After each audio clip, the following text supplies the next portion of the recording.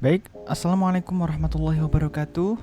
Perkenalkan, nama saya Muhammad Akil Hakim, 3 digit NIM terakhir 083 dari kelas C Praktikum Dasar Sistem Kontrol Angkatan 2024 kelas C TRO. Jadi pada video kali ini saya akan menjelaskan yaitu presentasi mengenai auto tuning pada dasar sistem kontrol. Langsung saja kita masuk ke penjelasannya.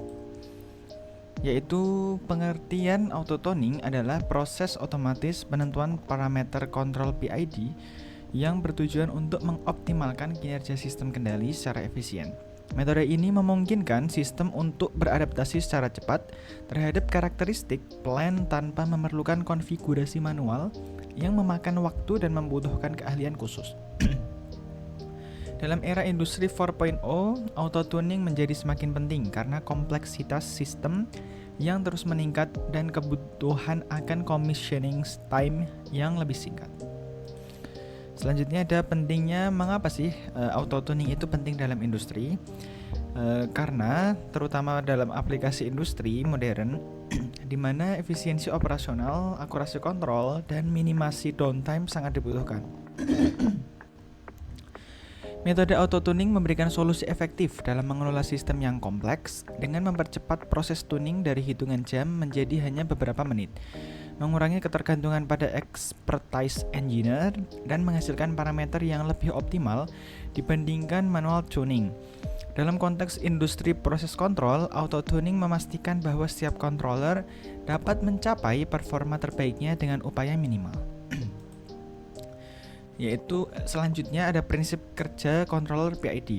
Control PID adalah algoritma kontrol feedback yang paling banyak digunakan dalam industri karena kesederhanaannya dan efektivitasnya untuk berbagai jenis sistem. PID bekerja dengan menghitung error antara set point dan proses variabel atau PV. Kemudian menghasilkan sinyal kontrol berdasarkan 3 komponen. Yang pertama yaitu ada proporsional yang memberikan respon yang proporsional terhadap error saat ini. Kedua ada integral yang mengeliminasi steady state error dengan mengakumulasi error masa lalu. Ketiga ada derivatif yang meredam overshot dengan memprediksi error masa depan berdasarkan rate of change. Selanjutnya ada prinsip kerja dari ini PID, ada 3. Ada proporsional atau KP yang pertama yang artinya yaitu mengatur gain control proporsional terhadap error. KP besar respon cepat tapi overshot tinggi, KP kecil respon lambat tapi stabil. Selanjutnya ada integral atau KI mengeliminasi steady state error dengan akumulasi error. KI besar eliminasi error cepat tapi resiko oscillation, KI kecil stabil tapi error persistent. Terakhir ada derivatif atau KD yaitu meredam overshot dengan prediksi trend error, KD besar damping kuat tapi sensitive noise, KD kecil semut tapi kurang damping. Selanjutnya ada prinsip kerja metode sine stream. Metode sine stream menggunakan sinyal gelombang sinusoidal dengan berbagai frekuensi sebagai input uji untuk mengukur respon frekuensi sistem secara komprehensif. Teknik ini memungkinkan analisis yang mendalam terhadap karakteristik dinamis sistem melalui Bode plot dan Nyquist plot, sehingga dapat mengidentifikasi gain margin, phase margin, bandwidth, dan resonance frekuensi dengan akurat. Metode ini berbasis pada frekuensi domain analisis yang memberikan insight mendalam tentang stabilitas sistem pada berbagai frekuensi operasi. Sangat berguna untuk sistem kontrol yang memerlukan robustness tinggi terhadap variasi frekuensi. Selanjutnya ada prinsip kerja metode superposition. Metode superposition menggunakan prinsip superposisi sinyal untuk merespon sistem, di mana multiple input signals diterapkan secara simultan atau sekuensial dan responsnya dianalisis secara terpisah kemudian dikombinasikan. Pendekatan ini memanfaatkan linearitas sistem atau quasi-linearitas untuk memperoleh model transverse function dan parameter PID yang diperlukan dengan lebih efisien.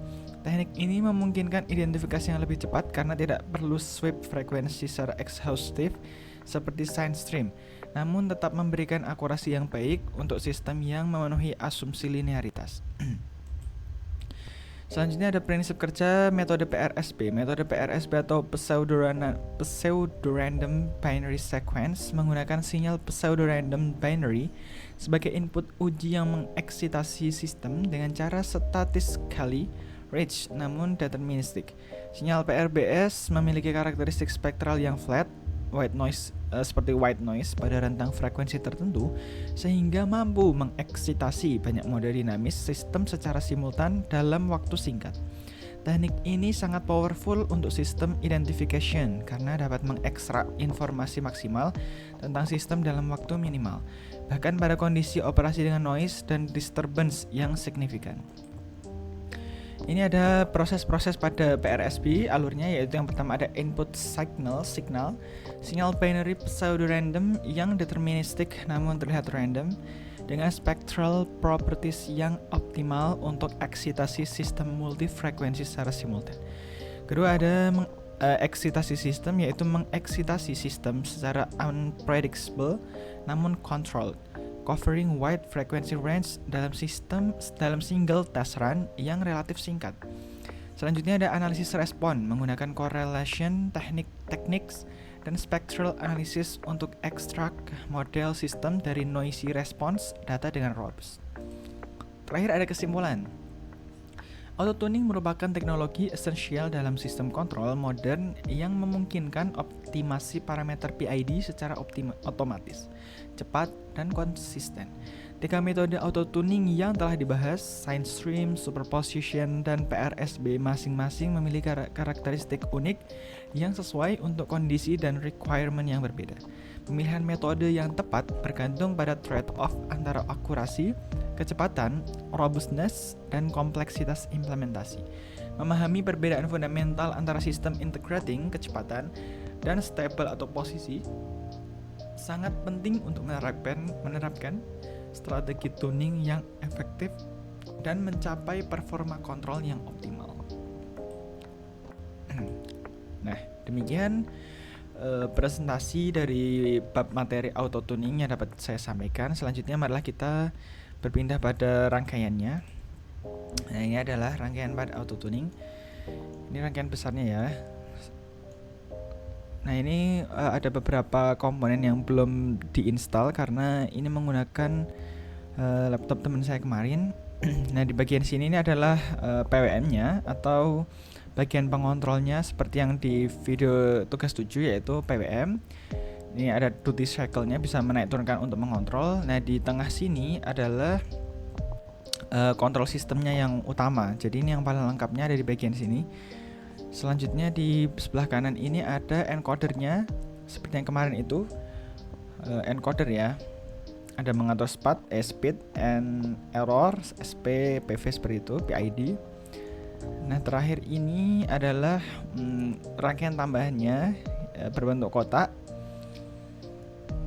Seperti ini ya. Nah, untuk video saat praktikum akan saya lampirkan di akhir video ini. Kurang lebihnya mohon maaf. Demikian yang dapat saya sampaikan. Apabila ada kesalahan mohon dimaafkan. Kurang lebihnya mohon maaf. Wassalamualaikum warahmatullahi wabarakatuh.